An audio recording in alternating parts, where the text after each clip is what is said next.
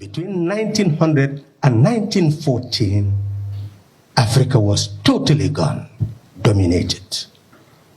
Those who were benefiting from the material resources of the continent saw the need to take control of territories, and they agreed among themselves to transform the continent into their property. And they struggled to do so.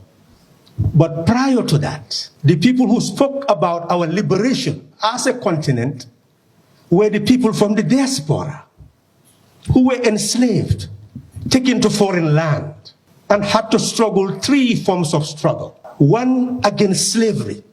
Two, because they became the majority in the Caribbean, they began the struggle for self-determination and independence. And because they were enslaved in America, because of the color of their skin, they were not recognized as human beings. They were also struggling for their rights to be recognized as human beings. Three struggles, so that the African people will be regarded as a people. Yes, there is pain, but there is also joy. That 1804, Haiti became a liberated nation. The African people in a foreign land were struggling for the right to self-determination and independence, and they were able to achieve it. Not on the continent, which was heading towards domination, but in a foreign land that they make their own, taken there as slaves, and then they became free to be owners of land. But that was not the end of the struggle. Where those who were enslaved were also struggling in the United States, they were beginning to achieve their rights to be seen as human beings. But 1847, Liberia became independent. It was seen to be a land where the people in the United States who were enslaved and free could return to their homeland. It is important for us to understand the psyche of people of African origin who were taken to the diaspora. As they gained consciousness that they were Africans and began to get African identity, that's why Sylvester Williams organized the first Pan-African Conference in London in 1900, when Africa was beginning to be completely dominated. For Africans in the diaspora and Africans from the continent to begin to fight together, first to have a common identity and struggle for their kind, not to be subjected to any form of exploitation and domination. That was the objective of the Pan-African struggle. With that struggle, we began to realize that it was not sufficient to struggle for rights in the United States, in England, but the diaspora must struggle for an African continent that is united, a continent that could become their homeland. Because to them, they were removed from different parts of the continent. But then to return, they were already cut off from where they came from. They no longer knew which part of the continent they would return to. So the only meaningful return to them was to struggle for a continent that was united, that became their homeland, so that they would return to that continent. But they were also conscious that continent was gradually being balkanized and owned by the very foreign powers that controlled their destiny. So the Garveys and Du Bois saw the need to move towards working together with Africans on the continent to struggle for our common liberation. That is where Pan-Africanism came into being.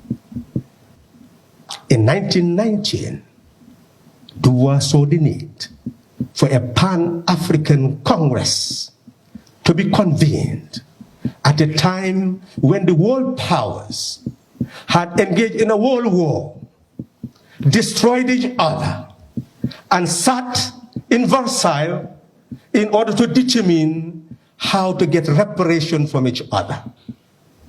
But people of African descent knew that all they were there to do was to change the equation so that those who were defeated now will surrender their colonial territories to those who were the victors.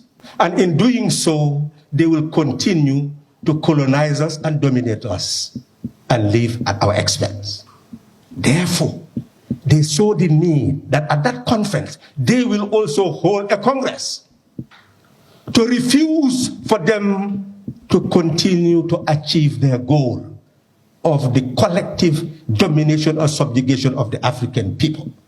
And that is why they came up with their own chart and called for the League of Nations to have a trusteeship system where those countries that were colonized by the powers that were defeated will not be taken over wholesale by those who were the victors, but would gradually allow them to be on a trusteeship system where gradually they will attain the right to self-determination and independence. That was the work of the Pan-Africanists.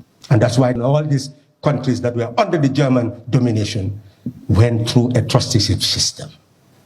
The African people in the diaspora and Africans from the continent came to the realization that the African people will never earn dignity unless we unite and build a continent that can ensure that our self-determination will lead to self-reliance, that we are capable of managing our own affairs.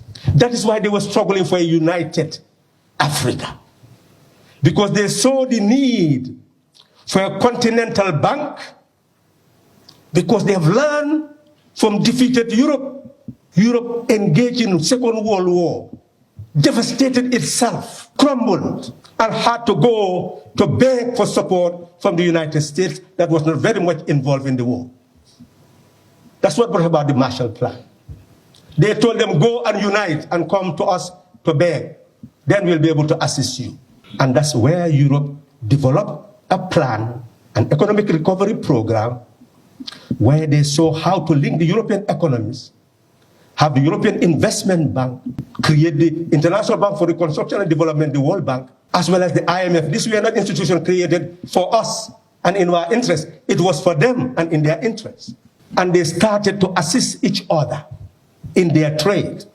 The World Bank will assist countries so that they can build the productive base of their economy, their energy systems, and have full self-sufficiency, while the IMF will give loan to some of them so that they can buy goods from the others so that they can trade with each other. Nkrumah told the African leaders that arising out of colonialism, we had no banking system that will give the resources we need to build our industries, to build our agricultural systems. Therefore, we have to create those institutions ourselves. And Balkanize will not be able to do that. But because each leader wanted to be a leader of a particular country so that you can be seen as the president of that country, they said that was a prestigious project, and that was thrown aside. And we continue to get loans from the World Bank, get loans from the IMF, and we pay them. And not only that, countries began to build up their own systems because they have gathered the information that you can build an investment bank and give loans to others, they pay you with interest, and you continue to expand the base of your economy at their expense. And Africa that said that it was going to create an African Development Bank, shareholding so much so that other countries' shares will be more than what the Africans were paying. That is the problem. The problem is the poverty of the mind. It's not poverty of resources. Which Africa are you struggling to have automatic citizenship of? It does not exist. You have a Balkanized Africa, a poor Africa, where you come and you build your family, your house, beautiful, but others will be living in sheds and huts. You think they should welcome you and that they have a grand heart to welcome you. And yes, they do, but they will welcome you to their huts, to 1 meal a day. And when you see that, you will shed tears instead of laugh and be happy that you are welcome to an Africa, your homeland, your birthplace, your birthright. we have a struggle to wage. We need a transition where each individual country, collectively as a continent, meeting to know that the diaspora is a place where Africans enslaved were taken to, and they have a right to return. And as the African Union, they must look at each country, their constitutions, all the elements that are essential to agree on a protocol on how to ensure that those who want to return now will be given all the opportunities to be able to do so in any country of their choice. That battle must start, but those people must be conscious that they are returning to a continent where they are ready now to work to rebuild, so that they can welcome others who would not want to come and live in huts and see an environment that is not fit for purpose. We have a challenge of destiny, and we are yet to address that challenge. Join us together in that search for that new Africa that can only be brought about by a new African, conscious that we have a birthright to claim, but a continent to build before that birthright can be meaningful. Thank you.